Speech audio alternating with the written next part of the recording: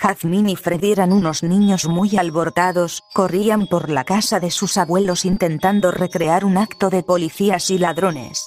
Aunque no lo pareciera, la encantadora Jasmine, una niña agraciada y de largo pelo castaño, era la que siempre convencía a Freddy de hacer travesuras, que normalmente acababan en una regañada hacia Freddy de parte de sus padres. Un día de visita a la casa de sus abuelos, los padres de Jasmine y Freddy los dejaron jugando en el patio con la advertencia de portarse bien, lo que traducían como no rompan nada. Los niños desplegaban todas sus energías a lo largo de la inmensa casa de sus abuelos, metiéndose a todas las habitaciones y lugares donde solo un niño de pequeño tamaño podría entrar. Fue así como ambos terminaron metiéndose al sótano de sus abuelos, que antes encontraban tenebroso. En ese polvoriento lugar hallaron reliquias propiamente dichas. Encontraron muchas valijas de oro, ídolos brillantes, incluso muchas monedas de diferentes países y de diferentes épocas. Mientras rebuscaban más el lugar, Jasmine encontró un curioso frasco transparente cerca de lo que parecía ser una cabeza de mono. El frasco transparente tenía letras en japonés escritas con tinta roja. Freddy, precavido como siempre, le dijo a Jasmine que lo devolviera antes de que lo rompiera y, como siempre pasaba, le echaran la culpa a él. Por su parte, Jasmine no lo encontraba muy interesante que digamos, el frasco parecía estar vacío por dentro, a pesar del ligero peso que tenía. Entonces, sin percatarse, el frasco se le resbaló de sus pequeñas manos, rompiéndose en el suelo por completo. Freddy llegó a ver cómo un polvo blanco se esparcía por el suelo y empezaba a deslizarse por el sótano. Ambos niños decidieron perseguir aquel polvo para no levantar sospechas de la travesura que habían realizado. Al verse acorralado, el polvo se deslizó fugazmente hacia la boca de Jasmine, quien se atoró con él mismo y se lanzó al suelo tosiendo aquel extraño polvo.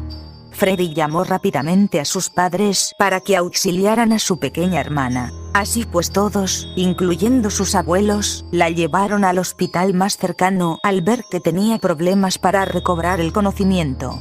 Los doctores asumieron que el polvo que ingirió Jasmine debió de haber sido tóxico o dañino. Aunque el frasco estaba en la casa de sus abuelos, ellos juraron no saber de este. Es más, la mayoría de las cosas de aquel sótano eran reliquias que había heredado el abuelo de la familia de un viejo amigo suyo, que era japonés de descendencia. Freddy tuvo que soportar semanas de no ver a su hermana, jugar solo en casa y siempre estar con la curiosidad e intriga presente en su pequeña cabeza. Empezó a ver constantemente a sus padres llorar, incluso escuchaba peleas en la noche referidas a su hermana. Después de muchos intentos por visitarla, y ante muchas lágrimas que Freddy derramó en su ruego por ver a su hermana, sus padres accedieron a llevarlo, pero solo por unos minutos. Según sus padres, Jasmine había cambiado un poco. Freddy sabía que algo le había pasado. Al llegar al hospital, vio a su hermana echada en la cama en un estado muy deteriorado. Estaba pálida y muy delgada, casi irreconocible, pero lo que más lo sorprendió fue ver que su vientre estaba completamente hinchado. Sus padres lo sacaron de ahí, pero Freddy quería hablar con su hermana. El padre le dijo que ella no era la misma y que no era conveniente, pero Freddy empezó a discutir sus razones y expresar que era su hermana y que tenía el derecho de hablar con ella. Entonces su padre lo acompañó. Freddy miró con algo de temor a su hermana ahora inexplicablemente embarazada, y la saludó. Al principio creyó que ésta no lo había escuchado, pero luego se volteó y le dijo unas palabras que ni él ni su padre entendieron. El camino a casa se extendió por la pelea que tenían los padres de Freddy. El idioma que Jasmine habían hablado era claramente japonés, algo inusual en una niña que ni siquiera manejaba por completo su propia lengua española. Freddy escuchaba diariamente a sus padres hablar de hacer que un cura viera a Jasmine, pero era siempre el padre quien se negaba. Normalmente esas peleas terminaban con su madre llorando y su padre saliendo a dormir a otro lugar. Las visitas de Freddy eran casi diarias, sus padres ya le habían permitido ir a ver a su hermana con total libertad. El vientre de Jazmín estaba cada vez más hinchado, cosa que asustaba mucho a su pequeño hermano, el que a pesar de no entender las palabras de su hermana, le contaba cuentos y hasta las travesuras que hacía en el colegio esperando a que por lo menos ella sí lo entendiera a él. Jazmín seguía hablando en otro idioma, y constantemente tenía ataques de pánico. Muchas veces se levantaba gritando frases en japonés y miraba al cielo con terror, terminando por acurrucarse en el rincón de la habitación cubierta por la bandeja de comida que se le llevaba. Ya se había vuelto una rutina.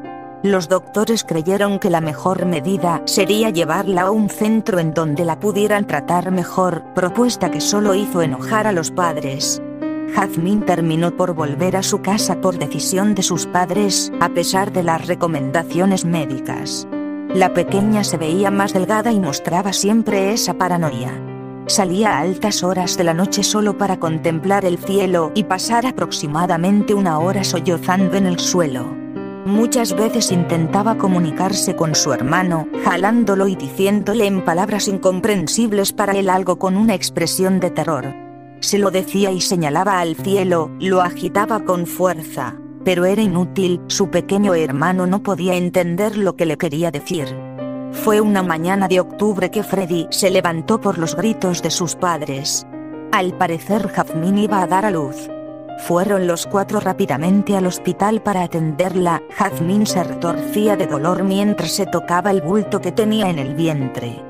Freddy y sus padres esperaron afuera de la sala del hospital mientras los doctores se hacían cargo del estado de la niña. Finalmente, el doctor encargado del parto salió con una expresión seria y llamó a los padres de Freddy. La madre se llevó una mano a la boca al escuchar lo que el doctor le decía. El padre solo cerraba los ojos con lo que parecía ser una expresión de dolor. Freddy no entendía lo que pasaba, por lo que sumergido en su curiosidad, entró al lugar en donde estaba su hermana, aprovechando su escurridiza habilidad. Su hermana reposaba, dormía plácidamente, seguro a causa del doloroso parto, y aún así no había bebé alguno. Freddy solo llegó a ver un historial encima de la mesa que al parecer acababa de ser llenado por el doctor. Con mucha cautela se lo llevó y salió de la sala.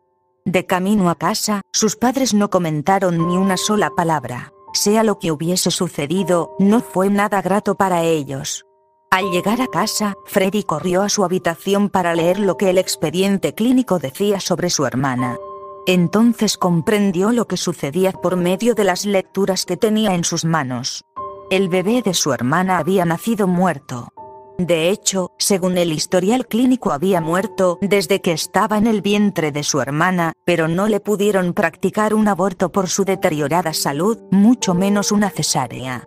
El parto agravó su mala condición y se quedaría, según el reporte, internada hasta conseguir buenos resultados. Casi al final de los apuntes encontró un curioso texto escrito por el doctor que explicaba la condición del bebé muerto. Este, por alguna extraña razón, presentaba quemaduras y amputaciones en su pequeño cuerpo. Todo cabía indicar que esas heridas habían sido provocadas por fuego, más específicamente, un bombardeo. Según el doctor, este tipo de resultados no se veían desde la Segunda Guerra Mundial.